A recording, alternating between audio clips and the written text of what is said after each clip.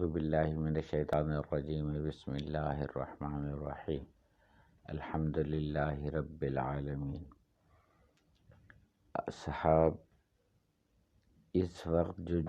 پوری دنیا میں جنگوں کا ماحول بنا ہوا ہے اور 70 کے قریب ممالک میں الیکشن کی دھما چوکڑی چل رہی ہے،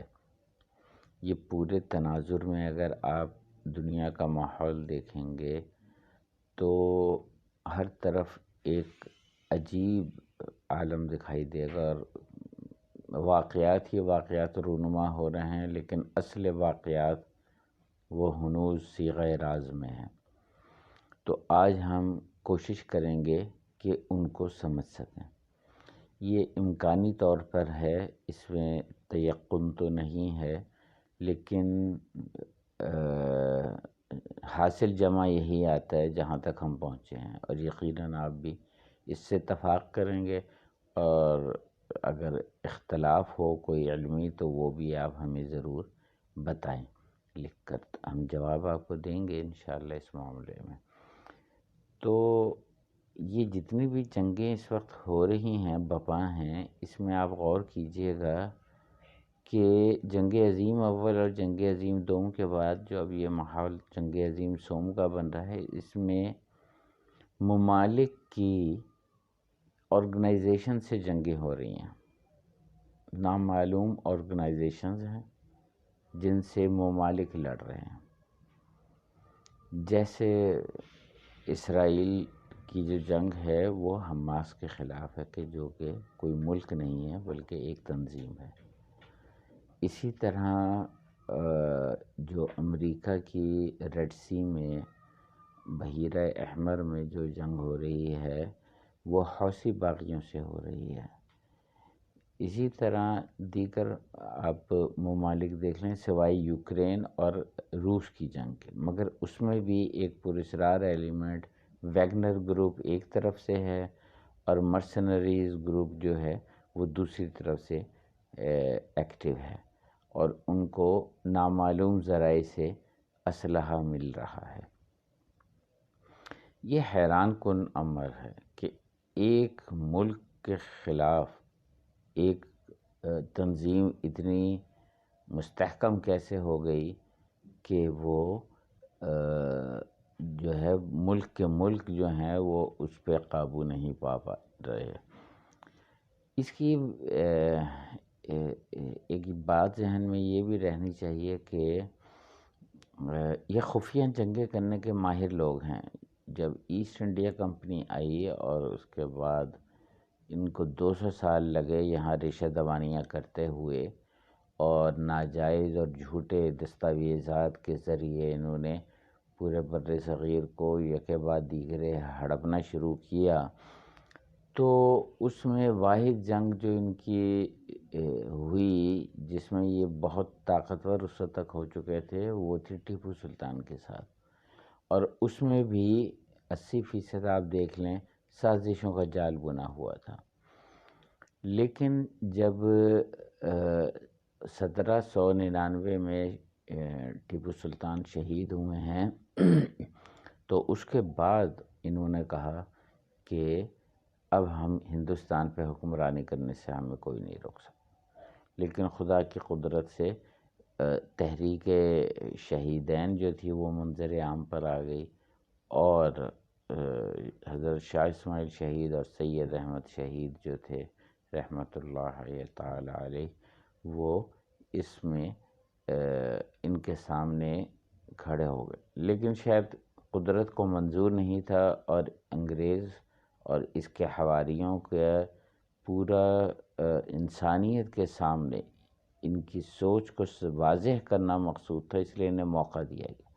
تو یہ تو اللہ کے ہاتھ میں ہے، قبضہ قدرت میں ہے کہ کس کو اپنی زمین کی حکومت عطا فرماتے ہیں، لیکن ہم تو اپنے اعمال کے لیے جواب دہ ہیں۔ تو جن لوگوں نے انگریز کے خلاف جہاد کیا اور ان کو بر صغیر سے نکالنے کی کوشش اور سعی میں حصہ لیا، وہ سب شہید ہیں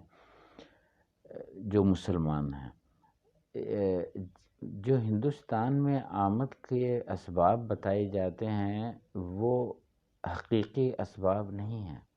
کیونکہ جس دور میں یہ پرتگال سب سے پہلے یہاں آیا 1496 یا 98 میں،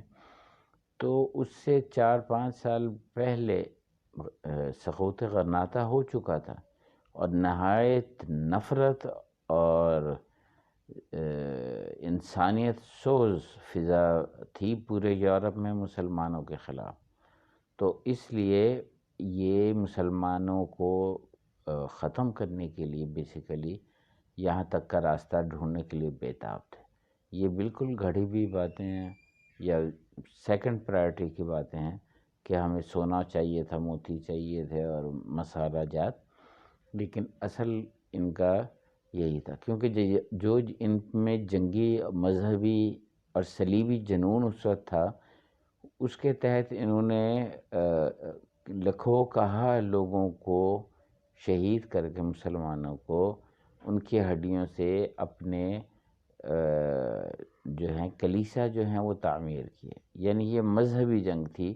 اور وہی اسی کے ماتحت یہ جب یہاں آئیں 2-4 سال بعد، تو ظاہر ہے ماحول تو وہی چل رہا تھا، وہی ان کے ہیروز تھے، وہی ان کے تھے. تو یہ جو واسکو ڈی گاما تھا، یہ تو اصل میں بحری قزاق تھا، جسے امیر البحر کا انہوں نے خطاب دے کے اور اس کو یہاں بھیجا، اور اس کو کھلی چھوٹ دی کہ راستے میں ظلم و ستم کی جتنی تاریخیں رقم کر سکتا ہے انسانیت سوز، وہ کرتا چلا جائے. لہٰذا جب یہاں انگریز 200 سال لگے ان کو، یعنی کہ یورپین کو، پرتگیز سے لے کے، اور ایسٹ انڈیا کمپنی جو تھی وہ اصل میں برٹش ایسٹ انڈیا کمپنی تھی، اسی طرح فرینچ ایسٹ انڈیا کمپنی تھی، اسی طرح پرتگیز ایسٹ انڈیا کمپنی تھی. تو یہ سارے مل جل کے اس طرح جیسے فٹ بال یا ہاکی میں کھیلتے ہیں ایک دوسرے کو پاس دیتے ہوئے، اس طرح انہوں نے کھیل کھیلا پرتگیز سے لے کے. اور ایسٹ انڈیا کمپنی جو تھی وہ اصل میں برٹش ایسٹ انڈیا کمپنی تھی، اسی طرح فرینچ ایسٹ انڈیا کمپنی تھی، اسی طرح پرتگیز ایسٹ انڈیا کمپنی تھی. تو یہ سارے مل جل کے اس طرح جیسے فٹ بال یا ہاکی میں کھیلتے ہیں ایک دوسرے کو پاس دیتے ہوئے، اس طرح انہوں نے کھیل کھیلا. ہمارے یہاں اور دنیا میں بادشاہتیں تھیں اس وقت، اور بادشاہ جو ہوتا ہے اس سے لا محالہ قوم میں کچھ نہ کچھ طبقات ایسے ہوتے ہیں جو ناراض ہوتے ہیں، اور پوری قوم کی ریپریزنٹیشن بادشاہت میں نہیں ہوتی. لیکن یہ پوری قومیتیں جو اٹھ کر آئی تھیں جنگ کرنے کے لیے، ان کا مقابلہ انفرادی بادشاہتوں سے تھا جن کے پیچھے قومیں نہیں کھڑی تھیں. یہی وجہ ہے کہ یہ اپنی ریشہ دوانیوں، چالاکیوں اور سازشوں میں کامیاب ہوتے چلے گئے، اور یوں پورے بر صغیر پاک و ہند پہ قابض و متصرف ہو گئے. اب یہاں معاملہ یہ ہے، جیسے ہم نے شروع میں عرض کیا کہ ممالک کی جنگ ممالک سے نہیں ہو رہی، بلکہ نامعلوم گروہوں سے ہو رہی ہے یا ملیٹنٹ گروپ سے ہو رہی ہے، جن کے بارے میں لوگوں کو زیادہ علم نہیں ہے. جیسے طالبان کے ساتھ امریکہ کی جنگ رہی ہے، یا جیسے پاکستان کے اوپر ٹی ٹی پی مسلط کی، یا آئی ایس جو ہے وہ متعارف کرائی گئی تاکہ پاکستان کو جو ہے ڈیسٹیبلائز کیا جا سکے. لیکن پاکستان کی فوج نے کمال مہارت کے ساتھ اپنی قوم کو بچانے کے لیے جو اسٹریٹجی ڈیفائن کی، وہ ایسی مہیر العقول ہے کہ اہل مغرب جو اس تلاش میں تھے کہ کسی طرح بہانہ ملے اور ہم ساری قومیں اور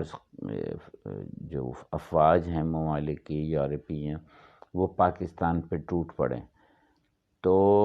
وہ بہانہ کوئی انہیں نہیں دیا. اور اگرچہ اس کا کافی نقصان اور غم و غصہ قوم میں پایا جاتا ہے، لیکن کیا ہم جنگ لڑنے کی پالیسی کے تحت وہ نقصان برداشت کرنے کے لیے تیار تھے قومی لحاظ سے جو کہ لبنان میں یا جو کہ فلسطین میں اس وقت مسلمانوں کو درپیش ہے؟ ہم نے اپنی قوتیں ایک خاص وقت تک کے لیے جو ہیں محفوظ کر کے رکھنی ہے۔ جنگ کرنا سویلینز کا کام نہیں ہے، سویلینز کو تو جنگ کی نہ تاریخ پتہ ہے نہ اس کا کوئی خاص معلوم ہوتا ہے طریقہ کا، لیکن یہ تو ہماری عظیم افواج کا ہی کام ہے کہ انہوں نے یہ فیصلہ کرنا ہے کہ کب کہاں کیسے کیا کرنا ہے۔ تو اگرچہ ناراضگی لوگوں میں بہت زیادہ ہے، لوگوں کو ہم پھر عرض کریں گے کہ اپنے اداروں پہ، اپنی قوم کے اوپر، اپنے نظریہ پاکستان کے اوپر ہمیشہ قائم و دائم رہے۔ اس میں ایک پہلو اور واضح ہوا ہے، وہ ہم انشاءاللہ اگلی ویڈیو میں بیان کریں گے، جس کا اس پورے سینیریو پہ بہت بڑا اثر پڑنے والا ہے۔ آپ کی سماعتوں کا بہت شکریہ۔ السلام علیکم ورحمۃ اللہ وبرکاتہ۔